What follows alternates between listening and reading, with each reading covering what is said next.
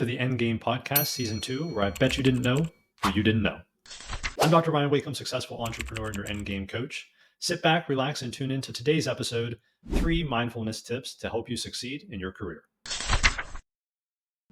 Today, we're going to talk about something we've talked about before, which is this idea of mindfulness, but we're going to put it in the box of how, basically, what are the 3 tips? What are 3 small tips you can use to not only be more mindful, but also, and in consequence, be more successful? First and foremost, just to recap, again, this is a topic we've talked about before, but it's always important to kind of frame, the conversation around understanding mindfulness, right? So first asking ourselves, even though we've talked about it before, what is mindfulness? And mindfulness, simply put, is this ability to be present in the moment. So mindfulness is really the capability of canceling out all the noise around you and being able to sit with your own thoughts and your own feelings and your own senses in this moment, right? And the senses are important. And I'll point that out here in a bit as we talk about how being mindful and what are some of the techniques and how do you kind of work on those different techniques around different senses.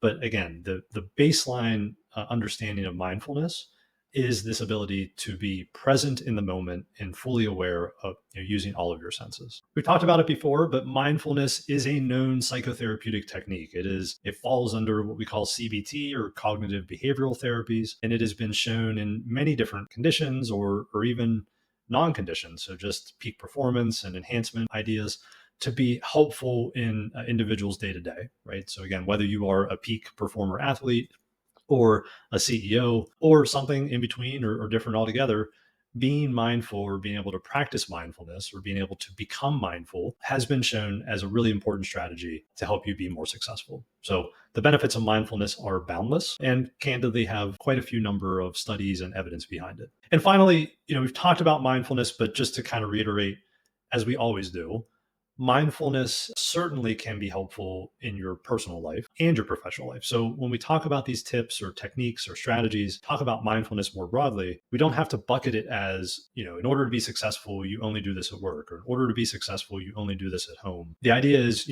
even though hopefully your work and your home life don't overlap one another very often or at all, the techniques you use to be successful at both certainly can overlap and be the same. And mindfulness would be, again, as we kind of bucket different things, mindfulness would absolutely be something that you want to be able to be masterful at, both at work and at home, despite the boundaries between the two otherwise. So tip number 1, as we talk about what are the 3 mindfulness tips we can use to be successful, tip number 1 is this idea of mindful mornings. And I will harken back to the idea of meditation. So in different religious sectors and different ideas of kind of spirituality, there's this idea of meditation as part of that, right? If you've ever been on a kind of wellness retreat or worked with a yogi or in a yoga studio even, you may have worked on this concept, which is, you wake up first thing, you work on really making sure you're mindful and present to start off the day.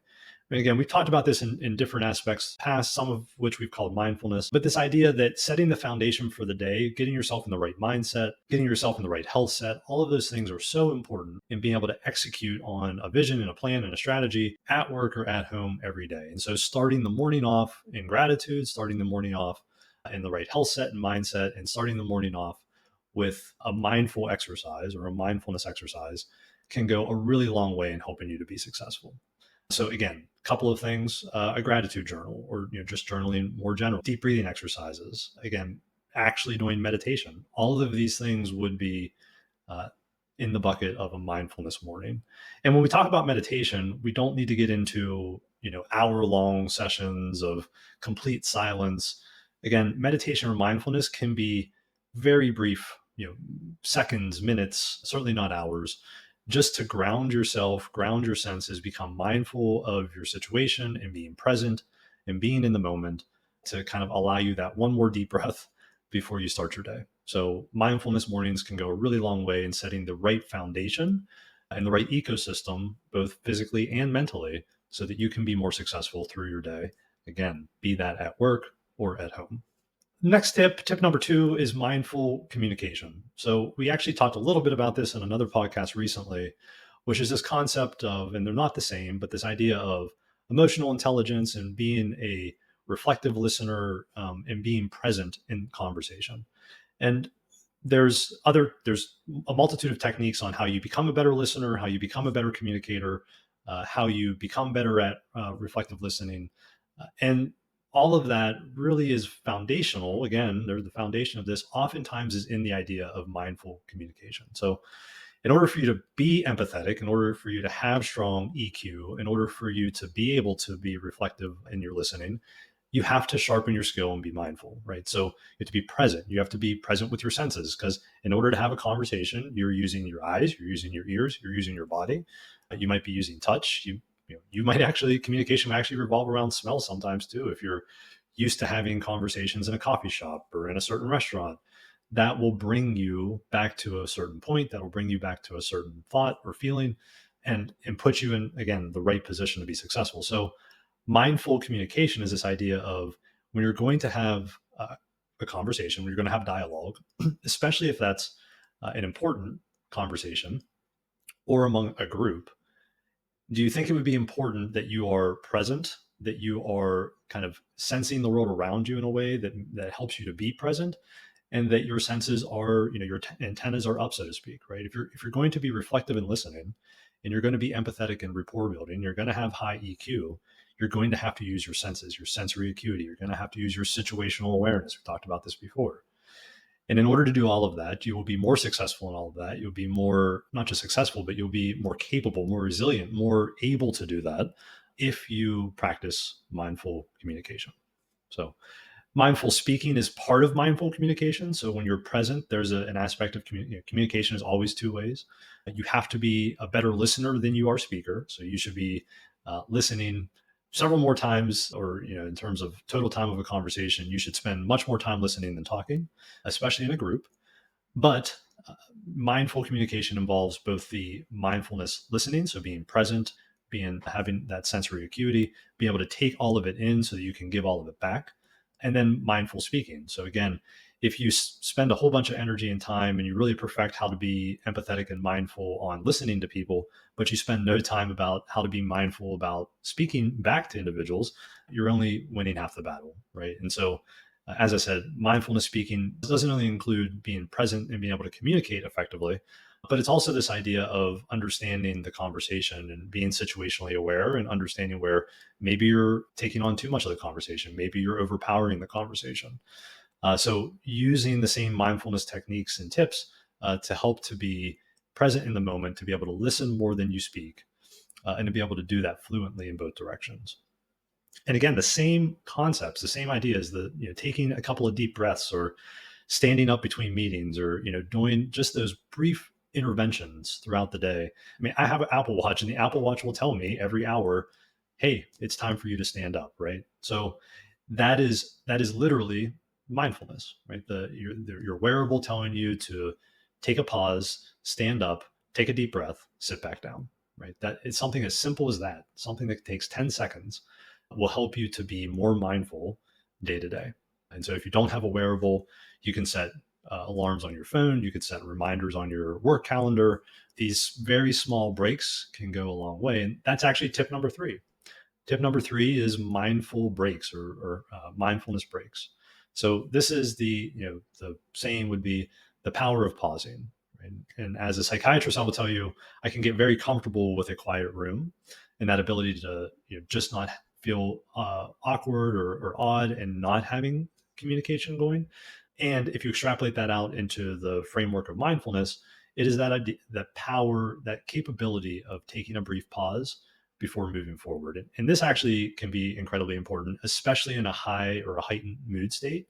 If you're overly angry or anxious or depressed or sad, if you're struggling with your own mood regulation that day, and you're in a heated conversation, or you're just burnt out and the resilience isn't there, and you're being asked to make key decisions, do you think it's important that you take a step back, stand up, take a couple deep breaths, and clear your mind so that you can both think more clearly, but also articulate your decision in a way that isn't negative, right? So the power of pausing is incredibly important, especially day to day, as you make key decisions and as you think through the decisions you're making as key decisions, right? So the decision making process is more important than the words coming out of your mouth about the decision, and both of those are important and impacted by mindfulness.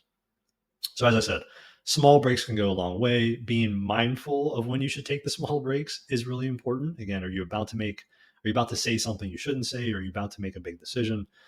Power of pause. And then there's those kind of break techniques or the mindfulness breaks that might just be peppered through your day. They're not related to tough decisions or hard conversations or whatever stress or thought or exercise you may be doing. There, as I said, like with an Apple Watch, just breaks that happen at intervals throughout the day that really just give you the capability of resetting, helping to build that resilience so that as you walk into the next meeting, as you walk into the next conversation, you're more capable of being mindful because you've provided yourself the foundation through which to do that. And this is something, the mindfulness breaks is something, and the power of pause is something that I've heard time and time again from individuals, especially incredibly successful individuals, in terms of one of the key ways they found themselves to be successful, just because that capability of pressing pause and being able to clear the mind and think more clearly before key decisions are not only thought through, but also explained or verbally committed to goes so far in being successful, both in your professional life and again in your personal life. One of the I still remember at our wedding, one of the classic adages that someone wrote on the card in terms of advice to give us is never go to bed angry with one another. And that's a power of pause. That's a mindfulness break. That is a thinking through as you're getting into bed. You're not going to do this, and you're going to have a clearer mind. You're going to take a step back, and you're going to assess the situation and act accordingly. Again, the mindfulness breaks and mindfulness in general, which goes hand in hand with EQ and all the stuff we talked about before, as it relates to your ability to be self-aware, be able to pick up on cues, and be able to execute in the right mindset, in the right framework. So just to highlight again, mindfulness as being this idea of being present with all your senses in a kind of clear mind. The tips I gave you today for practically how do you do a better job being mindful. Mindfulness mornings, gratitude, journaling, deep breathing, meditation, again, does not have to be an hour long. This ability or idea of setting that foundation for the day, the strong foundation for the day, allows you to be more successful personally and professionally. And then mindful communication, building off of what we talked about with EQ and that rapport building and reflective listening.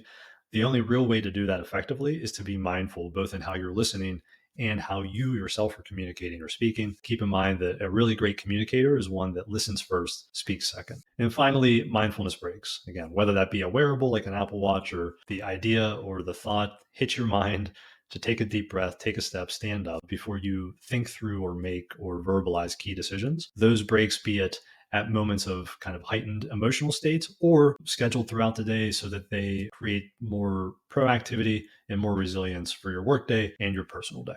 As always, thanks for listening. Please like, subscribe, and share this episode. Once again, I'm Dr. Ryan Wakeham, successful entrepreneur and your endgame coach. I'm here to teach you how to exist today so you can expand tomorrow and create the ultimate endgame of your wildest desires. Talk to you soon.